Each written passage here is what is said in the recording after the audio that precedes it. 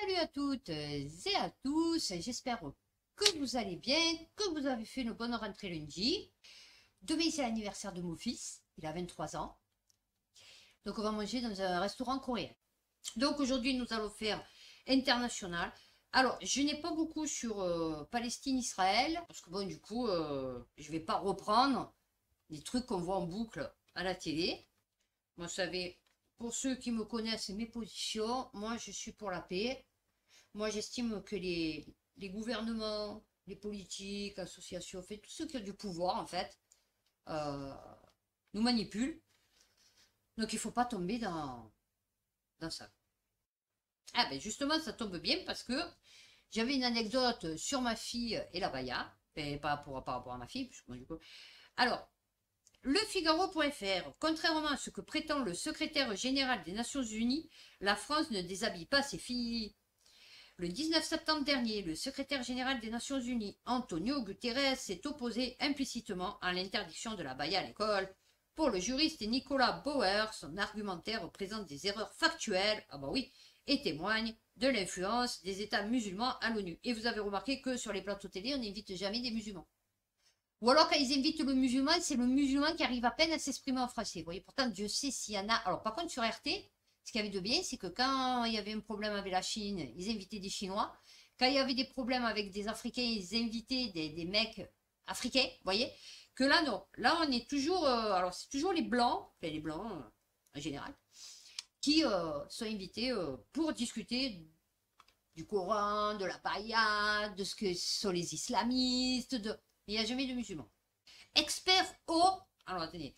European Center for Law and Justice. Ah ouais. Antonio Guterres, portugais, s'est exprimé en français, ouais d'accord, en ciblant implicitement la France. Il a déclaré: dans certains pays, les femmes et les filles sont punies parce qu'elles portent trop de vêtements, dans d'autres parce qu'elles n'en portent pas assez. Oui, alors, donc ma fille m'a dit, j'ai dit, et toi, puisque le lycée d'Idoro était un des premiers, je crois, à interdire la baya à l'école. Enfin, en tout cas, il y avait eu souci là-bas. Et donc, j'ai dit, où on en est, en fait. Et elle me dit, ouais, c'est, ben, les filles, elles ont pas mis et tout, machin, ok. Et elle me dit, ouais, mais bon, après, à un moment donné, ça commence à gonfler et tout. Et j'ai dit, pourquoi, qu'est-ce qu'il y a? Elle me dit, oui, parce que, ou alors c'est trop court, l'interdiction des crocs, machin et tout, des crop tops, là, je sais pas quoi, enfin bon. Elle me dit, ou alors c'est trop long. Alors j'ai dit, bah écoute, alors, ni tu vas faire le tapin, ni tu vas prier à la mosquée. Donc du coup, ouais, effectivement, tu vas à l'école. Donc, elle me dit, oui, mais la baya, les filles, elles le mettent, c'est pas pour la religion, c'est parce qu'elles se trouvent grosses. Oui, d'accord. Mais tu peux te mettre des robes françaises, francisées, européennes, enfin, je sais rien comment tu peux les nommer, tu vois, mais tu n'es pas obligé de te mettre des abayas. Tu vois ce que je te dis? Alors, d'accord, c'est une robe, machin et tout. Ok, pas de souci. Enfin, tu es grosse, tu mets une robe. Enfin, ou tu mets des habits amples. Nous, on avait des copines à l'époque, elles étaient grosses. Les Arabes, ben, elles mettaient des jupes, elles mettaient des chemisiers, tu vois, pour cacher, en fait. Tu vois, tu n'es pas obligé de mettre une abaya. Ou un abaya, je sais pas comment on dit. Bon, fait. Monsieur Thérèse aurait pu préciser que la punition pour port de l'abaya dans une école française est disciplinaire, après une phase de dialogue avec l'élève, alors qu'une femme non voilée dans une rue iranienne s'expose à 10 années de prison. Ah oui, ça c'est sûr. Ah oui, non, c'est sûr que nous, oui, effectivement, avec la justice, ouais, on est un peu plus laxiste, on va dire. Oh, il s'en est rendu compte, ouais, non, pas par rapport à l'abaya, aucun rapport à la choucroute. Hein. Répression en Chine.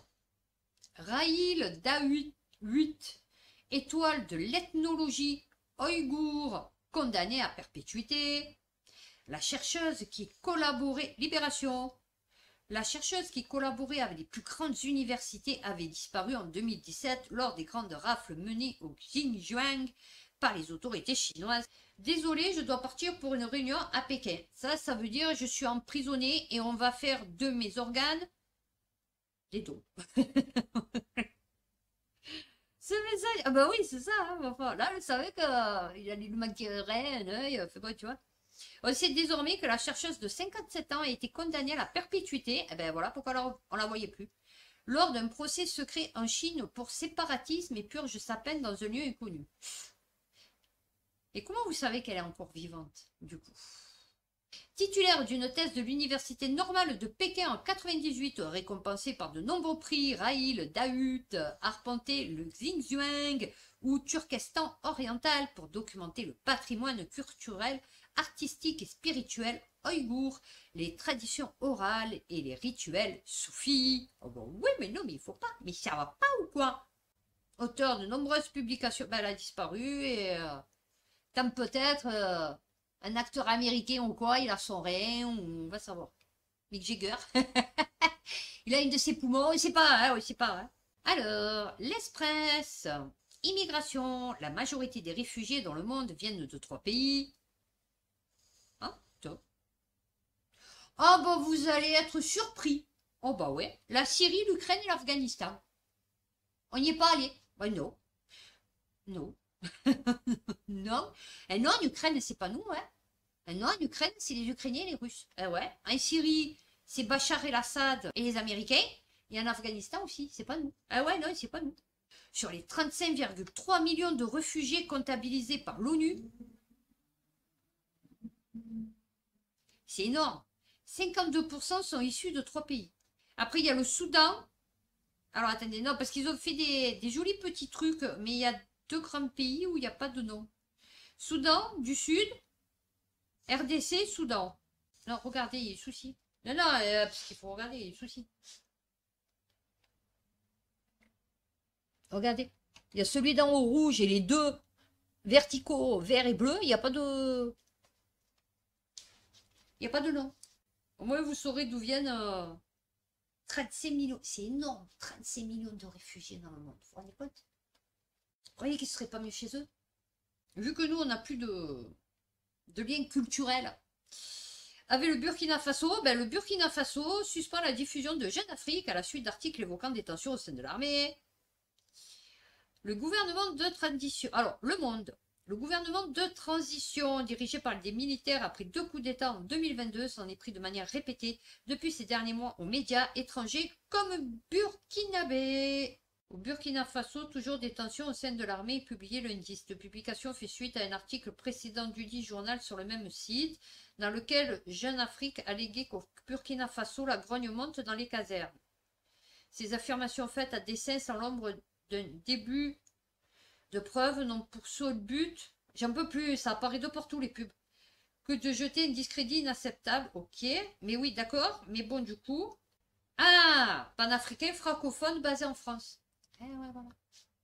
Donc, c'est bien ce que j'ai dit. Ils suspendent tout truc culturel. Ben, nous aussi. Ils nous suspendent de tout truc culturel.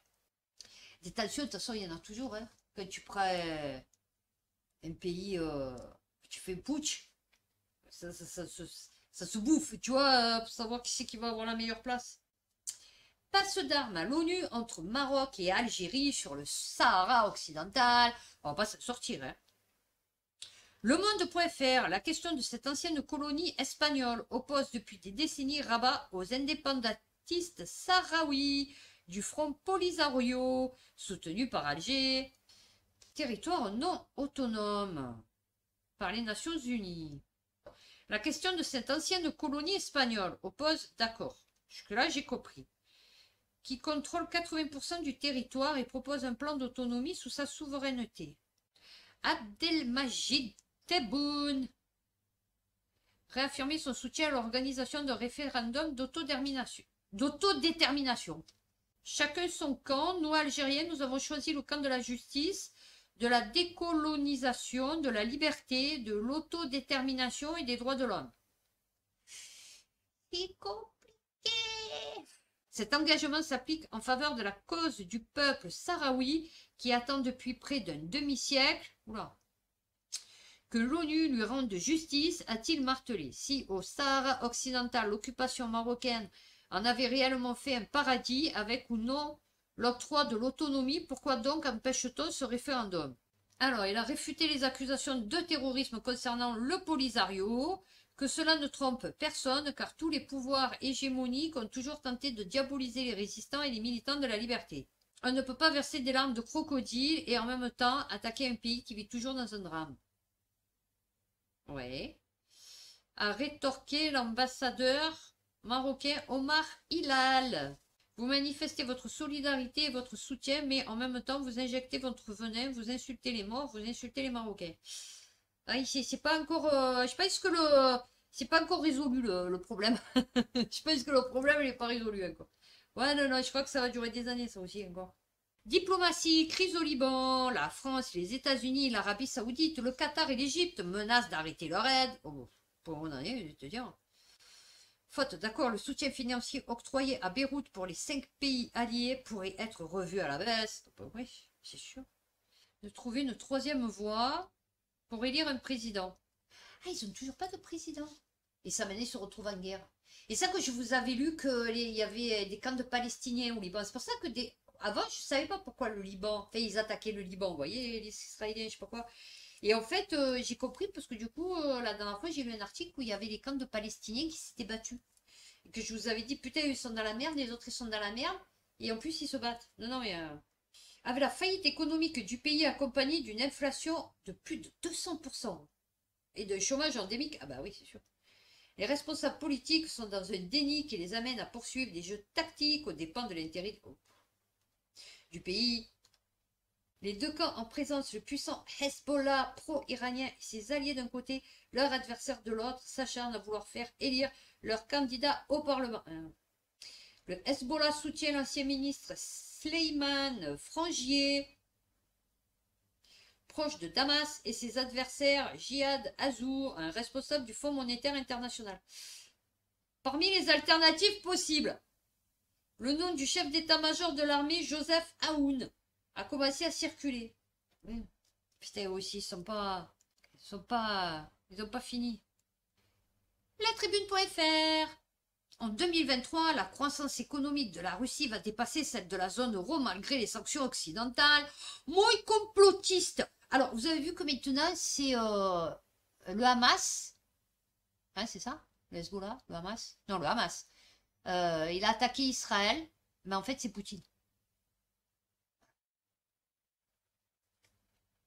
Ouais, ça, c'est Kouchner, il a dit ça. Hein? Lui qui avait laissé pédophiliser son fils. Ouais, non, non, c'est... Eh ouais. L'économie russe continue de résister malgré les sanctions occidentales. Elle va faire beaucoup mieux que prévu, selon la Banque européenne pour la reconstruction et le développement, qui table désormais sur une croissance du PIB de 1,5 cette année, alors qu'elle anticipait jusqu'ici une contraction d'ampleur équivalente, une croissance qui sera par conséquent supérieure à celle prévue cette année dans la zone euro par la Commission européenne, plus 0,8%. Bon oui. Alors, elle est tombée en récession l'année dernière, mais la baisse du PIB était relativement modeste, moins 2,2, loin des prévisions pessimistes du FMI réalisées. Oh bah oui, mais c'est la garde. Oh bah écoute. Juste après le déclenchement de la guerre en Russie, l'institution anticipait alors une chute de 8,5% du PIB russe. Ah bah, c'est sûr. Alors, les revenus de Moscou ont été soutenus plus qu'anticipés par la hausse des prix du pétrole. Eh ben oui. Eh ouais, c'est ça qui est cool, c'est que tu n'avais pas compris que c'était eux qui... Tu savais pas que c'était eux qui nous fournissaient le pétrole et le gaz? Non, je sais pas, parce que du coup... Lors de nos dernières prévisions, nous nous attendions à ce que les sanctions, en particulier le plafonnement des prix du pétrole, soient plus efficaces pour limiter l'activité de la Russie. Et on s'est trompé parce qu'on est trop pourris. On est trop bidon. Eh ouais, on s'est trompé. En outre, l'activité est restée robuste, en particulier la consommation des ménages et les dépenses publiques liées au conflit en cours en Ukraine, bien sûr. Oui, là, parce que là, ils n'ont pas rajouté Israël. Donc, du coup... Et les chiffres du PIB du deuxième trimestre ont été étonnamment élevés. Oh bah ouais, je sais pas pourquoi. Oh bah non, on n'a pas compris. Le PIB russe a progressé de 4,9% au deuxième trimestre 2023, selon une évaluation primaire de l'agence russe des statistiques. En plein conflit avec l'Ukraine, la Russie avait enchaîné 4 trimestres de contraction, s'établissant notamment de janvier à mars à moins 1,9. Ah ben oui, ben c'est plus ça. Voilà. Retour de l'inflation, affaiblissement continu du rouble. Oui, mais ça, c'est t'inquiète. Oui, ouais, nous aussi, on a eu plein quand on a changé, vous savez, les francs, là. On parlait en francs, après ça a été divisé, après ça aurait été divisé. Ben ouais. Mais c'était justement, ça a permis de soutenir le truc. Nous, on a toujours 1 euro au même prix, donc ça peut pas aller. Nous attendons à ce que le taux de croissance soit plus modéré au second semestre. A-t-elle indiqué, selon elle, après une hausse de 4,9 entre 1,2 et 2,5. Oh, ça va, oh, c'est rien. Bon, oui, nous, on est 0,1. Ça va. Non, on est bien, nous. On est bien. Moi, je dis on est bien. Non, non, on est bien. Ah, alors, et ça, la dernière fois, j'ai regardé un peu parce que je comprenais pas ce que c'était le Haut-Karabakh et cette histoire avec l'Arménie. Et moi, en vérité, je croyais que l'Arménie, c'était un grand pays. Enfin, comparé au l'Azerbaïdjan. Vous voyez, moi, pour moi, l'Azerbaïdjan, c'était le contraire, vous voyez. Et en fait, donc, vous avez l'Arménie, vous avez l'Azerbaïdjan, et près de la frontière arménienne, vous avez un territoire, le Haut-Karabakh. Et c'est arménien. Voilà, c'est une enclave. Se vide et l'Arménie s'inquiète pour sa propre survie. Leséchos.fr. La quasi-totalité des 140 000 Arméniens vivant dans l'enclave rattachée à l'Azerbaïdjan en 1920 par les bolcheviks est en train de prendre le chemin de l'exil selon des sources concordantes sur place. C'est bien. Nettoyage ethnique. Oh bah oui, bah ils sont propres. Ah ouais, non, parce que maintenant il faut le prendre comme ça. Qu'est-ce que vous voulez que je vous dise? Les gens ils en ont rien à foutre. Blocus total. La trahison de Moscou. La France, 3e pays d'accueil de la diaspora arménienne. Oh bah attention, nous on accueille tout le monde, hein, donc je veux dire. Depuis le génocide de 1915-1916, alors qu'elle tiendrait pleinement responsable l'Azerbaïdjan du sort des civils de l'enclave. Oui. Et donc? Et qu'est-ce qu'elle va faire? Elle va dire non, je veux plus de ton pétrole, de ton gaz? C'est ça? Non, parce que du coup... Parallèlement, le président turc Tayyip Recep Erdogan a rencontré son allié homologue azerbaïdjanais Ilham Aliyev lundi soir au Nakhitchevan, une enclave encore azerbaïdjanaise en Arménie et frontalière de la Turquie. L'Azerbaïdjan revendique le contrôle du corridor de Zangezur en territoire arménien qui relie son territoire au Nakhitchevan.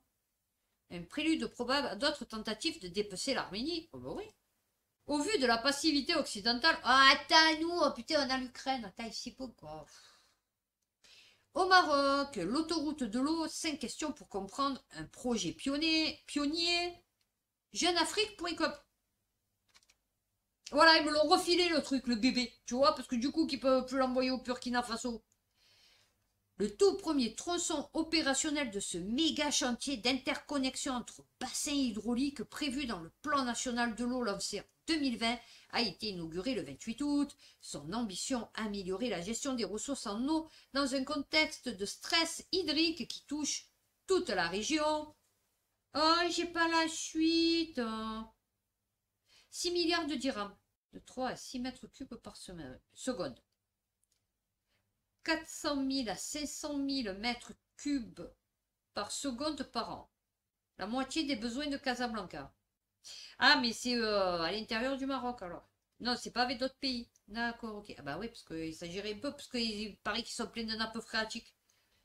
L'indépendant au Karabakh, après sa défaite militaire contre l'Azerbaïdjan, la République autoproclamée annonce sa dissolution. Et donc, ça veut dire que ça n'existe plus, c'est ça? Jeudi, la dissolution de leur institution, actant la disparition de leur république indépendante et la fin de 30 ans de lutte séparée. Ah ouais. Ah ouais, ils ont fracassé quoi, comme Pfizer. Ah ouais. Et non reconnus par la communauté internationale, cesserait d'exister au 1er janvier. Ah d'accord. Ah, c'est pour ça qu'ils fuient les Arméniens, parce qu'il n'y a plus les séparatistes, ils ont capitulé. Ah ouais. C'est l'une des pages les plus sombres de notre histoire. Ah, ça c'est sûr. Alors, plusieurs puissances occidentales, dont les États-Unis et la France, ont manifesté leur inquiétude. Waouh. Oh là là, je suis inquiète. Hein. Allez. Oh non. Ouais, non, pas plus que ça. Ouais, non, mais il fallait dire quelque chose. Putain, tu sais, ils sont chiants. Faut commenter chacune des actions de chaque pays et tout. Donc, j'ai dit que, voilà, je compatissais, que, tu vois, je t'inquiète. Mais bon, j'en ai rien à foutre. Junte criminelle. Oh, bah, de toute façon, du moment que tu rebelles un peu, tu es criminel, hein, je vais te dire. La première guerre du Haut-Karabakh lors de la cession de la sécession du territoire a fait 30 000 morts et 1 million de déplacés. Donc plus de la moitié d'Azéris, selon le chercheur Thomas de Wall. Environ 500 000 Azéris du Haut-Karabakh ont alors été expulsés de chez eux, tandis que 350 000 Arméniens ont quitté l'Azerbaïdjan et 186 000 Azerbaïdjanais ont quitté l'Arménie. Ouais, c'est compliqué, ça s'est croisé, quoi, tu vois. À l'automne 2020, Bakou a reconquis une partie du Haut-Karabakh à l'issue d'un conflit de 44 jours, puis s'est emparé de sa totalité. Eh ben, c'est fait. Voilà. L'ambassadrice de l'Azerbaïdjan affirme que les Arméniens ont décidé eux-mêmes de quitter la région. Oh bah oui, oh bah écoute. Non, mais c'était pas qu'ils non, ils n'étaient pas nagés. Non, non. Non, non, pas du tout. Non, c'est volontairement. Ils se sont dit, oh, on va leur laisser la place. Ouais, non, parce que du coup, ça y est, ils ont gagné. Donc bon, on va laisser nos maisons, nos terres. Enfin, nos terres, oui, du coup, depuis le temps. Nos terres. Et ouais, on va partir. Non, mais ça va. Tout allait bien. Non, ils nous ont donné à boire, à manger. Oui, oui, oui, non, non. Ils nous ont un peu poussé. Ouais, vers la sortie quand même. Ouais, avec des tractopelles. Ouais, non, mais ça va, c'était en douceur. Ouais, ils avaient mis un peu des couvertures quand même, pour pas qu'on se fasse au bobo avec le fer. Mais ça va, non, ils nous ont... Non, non, tranquille, on est allé tranquille, on était super contents. Ouais, ouais, ouais, on a fait un bon voyage. Ah ouais, non, non. Le Figaro.fr, le peuple nigérien va dicter les futures relations avec la France, dit le régime militaire. Bah ouais, c'est un peu mieux, parce que si tu as fait une putsch pour dire que c'est la France qui continue de diriger, même qu'à la base, peut-être elle va continuer à le faire, ce serait un peu con. Ah ben ça y est, il est parti l'ambassadeur à Niamey. Ouais, Sylvain Ité. Ah ouais. Il est rentré à Paris mercredi. Comme les Français, étaient là pour combattre le terrorisme et qu'ils ont unilatéralement arrêté toute coopération, leur séjour au Niger est arrivé à son terme. Ah ouais, là ça veut dire dégage. Les Français n'ont pas chassé les terroristes, mais les terroristes sont de plus en plus nombreux. Ah bah oui, c'est un peu comme chez nous. Eh ouais, c'est un peu comme chez nous. Nous, ils aiment bien frapper sur les gilets jaunes, mais par contre, petits terroristes, ouais, ça va. Fustigé par des pays occidentaux et africains, le régime nigérien s'est alors trouvé de nouveaux alliés comme le Mali et le Burkina. Tous deux dirigés par des militaires. Abdourahman Tiani a rappelé avoir créé avec eux une coopération de défense, l'Alliance des États du Sahel, l'AES. Ah ouais. Eux qui voulaient faire un gouvernement mondial, ils sont un peu dans la merde. Ah ouais. Non, parce que du coup... Le Monde. La Slovaquie sur le point de basculer dans le camp pro-russe. Oh, mon Dieu, ils vont se battre avec le Hamas. Enfin, avec le Hamas contre Israël. Oh putain, je le savais. Guerre mondiale. Non mais n'empêche, vous savez que Nostradamus, il avait prédit, soi-disant, Rochebrune, la Roquebrune ou je sais pas quoi, que la troisième guerre mondiale partirait des pays arabes. Bon, et moi je me foutais de sa gueule parce que je m'étais dit, l'Ukraine, c'est pas trop en Méditerranée. Mais là, du coup, c'est un peu chaud. Ouais, là, du coup, parce qu'il avait dit vers 2025, je crois, ou 27, ou un truc comme ça. Fait bon, ça, 30. Mais c'était pas loin, quoi, tu vois. L'ancien Premier ministre, Robert Fico, est arrivé en tête des élections législatives organisées samedi au terme d'une campagne marquée par des discours promettant de cesser l'aide militaire à l'Ukraine et des messages sur les réseaux sociaux alignés sur la position du Kremlin. Alors, voilà ce qu'il dit le Monde. Déjà rendu extrêmement... Alors, c'est qui? Jean-Baptiste Chaston, Vienne. Alors, voilà ce que M. Chaston déclare, enfin, dans son cerveau.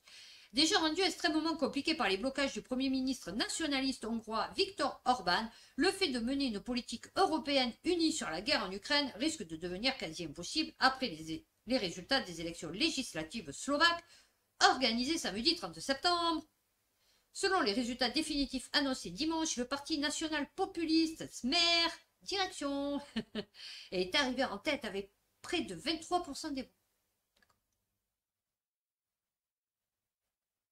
Ah, c'est pire que chez nous. Ah ouais, non. Âgé de 59 ans. Oh, il fait jeune quand même, hein. Ah ouais, non, là, pour une fois, je peux dire que vraiment... non, non, là, je rigole pas. Non, il fait jeune. Pour 60 ans, il fait très jeune. Non, non, regardez. Non, franchement, il fait très jeune.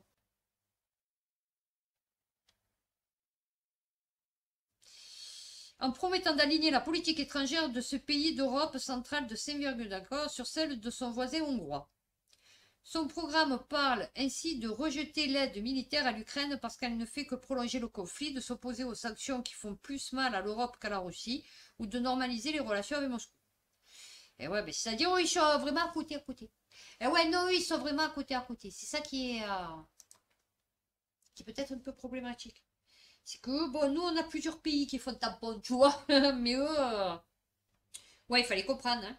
Le président turc Recep Tayyip Erdogan fustige l'Union européenne, dont il n'attend plus rien. Oh, bah, tu sais, nous non plus, hein, on n'entend plus rien. Hein. Je vais te dire, à un moment donné, nous aussi, hein, tu vois. Devant la session inaugurale du Parlement, le dirigeant turc a annoncé qu'il ne tolérera pas de la part des 27 de nouvelles conditions au processus d'adhésion de la Turquie. Ah, d'accord. Ah d'accord, là le mec il nous dit non, non, attendez, là vous allez me prendre, parce que du coup ça commence à me gonfler le monde.fr. Donc je n'accepte plus moi, si vous me rajoutez encore des normes et des normes, là, des demandes et des demandes, gentil, paix, amour, gloire et beauté, non, non, moi je suis fou furieux. Ankara s'éloigne un peu plus de l'Union européenne, la Turquie n'entend plus rien de l'Union européenne qui nous a fait patienter à sa porte depuis 40 ans. Ah bah oui, c'est sûr. Oh putain, déjà l'Ukraine c'est compliqué, alors je vais te dire. S'ils ne font pas marche arrière sur certaines injustices comme l'opposition des visas qu'ils utilisent comme une sanction latente, s'ils ne corrigent pas leurs erreurs, ils perdront intégralement le droit d'exprimer des attentes politiques, sociales, économiques ou militaires de notre part, a-t-il prévenu, et d'ajouter si l'Union européenne a l'intention de mettre fin au processus d'adhésion qui n'existe que sur le papier, ça sera leur décision. Ah, il est vénère. La colère du président découle par ailleurs du dernier arrêt de la Cour européenne des droits de l'homme qui a épinglé cette semaine la Turquie. Elle lui reproche d'avoir condamné un homme pour appartenance à une organisation terroriste armée en se fondant sur sa simple utilisation de l'application de messagerie cryptée Bylock. Et oui, très utilisé. Oui, très utilisé Bylock. Moi je connais. Putain. Je passe des jours et des jours dessus. Alors, Bylock est considéré par Ankara comme l'outil de communication privilégié des responsables présumés du putsch manqué de 2016. Ah ben voilà. La décision de la CDEH est la dernière goutte qui a fait déborder le vase. Eh ouais. Celui-là aussi, on va le faire vite fait. États-Unis, à chaque fois qu'il passe devant un tribunal, la popularité de Donald Trump auprès des républicains augmente. Oh bah oui, bah comme chez nous. Ah ouais, au plus il y a des condamnations, mais Édouard Philippe, au plus les Français ils aiment. Ah ouais, c'est, tu vois, comme quoi il n'y a pas qu'aux États-Unis. C'est pas un truc spécial américain, tu vois, c'est un peu dans tous les pays, je pense, et surtout les nôtres. Le Monde, nous appelons à revenir sur le recul sans précédent des engagements de la France pour la solidarité internationale et surtout reportant à 2030 l'éventuelle atteinte des 0,7% du RNB consacré à l'aide publique au développement. Eh ouais, c'est-à-dire là aussi il a promis les pépettes, mais bon, du coup, on les a pas. C'est au bas mot 11 milliards d'euros qui ne seront pas disponibles pour apporter une aide cruciale aux populations les plus vulnérables. Mais moi, je me dis, t'imagines, vous voyez, par exemple, je sais pas un peu, ben, je crois que c'est pour les Palestiniens. 1 milliard, je crois, d'aide qu'on leur donne. Tu te dis où il va l'argent? Non, parce que c'est toujours, ils vivent toujours dans les mêmes conditions. 1 milliard, c'est énorme pour eux. Je veux dire, tu vois, tu fais énormément de trucs, la main-d'œuvre, machin et tout, c'est pas cher là-bas. Je veux dire, tu peux pas dire que c'est comme si tu investissais 1 milliard ici. Donc, tu amènes quoi? De la bouffe? Bon, ils sont 2,5 millions, je crois. Ok, allez, ça fait quoi? 1 milliard? Mais t'imagines?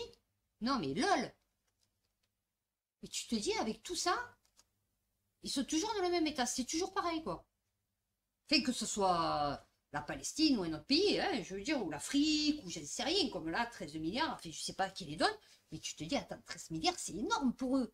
Je veux dire, tu vois, l'autre, dans mon précédente vidéo, 76 euros, il repartait, il refaisait une vie. Il pouvait repartir, faire une vie.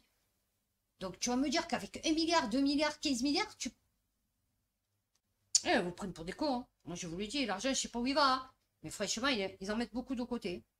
Allez, on va finir sur alors, Israël. Je sais pas. Je vais voir si j'ai un truc international assez sympathique pour finir. Parce que bon, on va pas finir sur Israéliens et Palestiniens. Du coup, alors, en Israël et en Palestine, les innocents massacrés. Non, mais ça fout. Ouais, non, ça fout. Enrico Macias, vous avez vu ce qu'il a dit? Oh, la tête qu'il a maintenant. On ne sait même pas ce qu'il fout sur le plateau de Pascal. Parce que pourquoi il est expert en géopolitique, lui? C'est quoi le délire? Le mec, en vérité, se venge. Parce que moi, je vous explique. Le cas Enrico Macias. Voilà, on va expliquer le cas Enrico Macias. Alors, le cas Enrico Macias, c'est un juif pied noir. D'accord? Qui est parti vivre en Algérie, Maroc, Tunisie, on en a rien à foutre. Le mec, en fait, c'était pour les pieds noirs qui habitaient là-bas. C'était leur chanteur. Vous voyez? Quand ils se sont fait expulser en 62 là. que aussi on leur a mis un coup de pied au cul, on leur a dit cassez-vous. Quand ils sont arrivés en France, leur chanteur c'était Enrico Macias parce que ça leur rappelait le pays, tu vois, leur pays. Tu vois. Et en fait, moi, ma belle-mère, mon ex-belle-mère, c'est-à-dire la mère du père de mes enfants, elle avait été mariée à l'âge de 10 ans. Oui, à 10 ans. Oui, à 10 ans. Et donc, elle était restée avec donc son mari. Et puis, vers les 15-16 ans, euh, elle a commencé à aller travailler à l'extérieur. Et en fait, elle travaillait chez une pied noire. Et donc, quand elle s'est échappée, parce qu'il paraît qu'elle s'est échappée, et qu'il y a eu, enfin, elle s'est échappée quand il y a eu l'indépendance, et donc elle est partie avec sa patronne, une pied noire, et c'est comme ça qu'elle est arrivée en France. Ok, donc elle est arrivée en France en 1964, bon, je ne sais rien. Bon. Et donc elle adorait Enrico Macias, vous voyez, parce qu'en fait, sa patronne, elle écoutait Enrico Macias, et elle écoutait Enrico Macias, et elle croyait que Enrico Macias était un Algérien, vous voyez. Et donc, vu tout ce qui s'est passé depuis le temps, la colonisation, l'indépendance, machin et tout, les pieds noirs qui ont commencé à mourir, donc du coup, il n'a plus eu de public. Donc, il s'est rapproché des Arabes, on va dire des Algériens, Marocains, Tunisiens, je ne sais rien. Et ils lui ont dit non. Ils lui ont dit, toi, tu es pied noir, tu es juif pied noir, donc tu n'as aucun rapport avec nous. Donc, va chanter dans ton pays, c'est-à-dire la France. Eh ouais, non, du coup. Et donc, il a pas accepté parce qu'il faisait des pépettes avec eux. Et donc, il a flippé. Il a beaucoup flippé, puisqu'il avait des dettes, machin et tout. Et donc, du coup, là, du coup, maintenant, il est pour Israël. Eh ouais. Voilà le cas Enrico Macias. Ils seront comme souvent les oubliés de la guerre, mais depuis samedi, les morts se comptent pourtant déjà par centaines. Le 7 octobre, oui d'accord, ils se fout. Dimanche, les médias israéliens énuméraient les noms des citoyens tués samedi et identifiés. Oui, d'accord. Et les noms des Palestiniens? Alors, causant plusieurs... L'ONU a recensé 20 000 déplacés palestiniens dans la bande de Gaza. Pour rappel, cette escalade survient 50 ans et un jour après le début de la guerre israélo-arabe de 73 qui avait pris Israël totalement par surprise, entraînant la mort de 2600 Israéliens. Eh ben voilà, ils ont fêté l'anniversaire. Et faisant au moins 9500 morts et disparus côté arabe. Oh bah oui, 3 fois plus. Oh bah oui, parce que du coup, 3 fois 2, 6. Ah hein, 4 fois plus. Ah bah oui, non mais c'est pas pareil. Oh, attends. Oh. Un Israélien ne vaut pas un Palestinien. Ah ouais, non. Bah c'est bon, on est à peu près pareil. 4 fois plus, ça va. Marianne, Maroc, une très impopulaire normalisation avec Israël, imposée à marche forcée. Ah, bah oui. Au Maroc, le rapprochement du royaume avec Israël est largement impopulaire. En marge des bombardements de ripostes israéliens sur Gaza, des centaines de Marocains ont défilé ce week-end partout dans le pays. Mais la critique contre la politique de Tatbi, normalisation de Mohamed VI avec l'État hébreu est sévèrement réprimée. Oui. Alors, banderole en soutien à Saïd Boukyout. Alors, résident au Qatar, avait été appréhendé le 24 juillet à son retour au Maroc pour une publication Facebook datant de 2020 dénonçant la normalisation des relations diplomatiques avec l'État d'Israël. Oui, je vous ai dit. Marchez tous ensemble. Et après, à vous, ils vous font croire que non, que si, que les Israéliens, l'antisémitisme, machin, les musulmans, les islamistes, les... Alors, au Maroc, selon l'article 267-5 du Code pénal, est puni de 2 ans de prison ferme quiconque porterait atteinte au régime monarchique et à 5 ans si l'infraction est commise en public. Oh, oui. Ah ben, c'est comme chez nous. Eh ouais, c'est comme chez nous. Et Manu 6. Ah ouais. Il y a Mohamed 6 et Manu 6. Ah ouais. C'est bien, c'est bien. Bon, et on va finir sur un truc un petit peu plus léger, parce que du coup, alors j'hésite. Lefigaro.fr, un professeur britannique crée une université libre en résistance au wokisme. Professeur de sciences politiques accusé de suprémacisme blanc, inaugurera en janvier un centre pour les sciences sociales hétérodoxes contre la cancel culture à l'université. mais sa thèse qui dénonce notamment la montée d'un sentiment anti-blanc.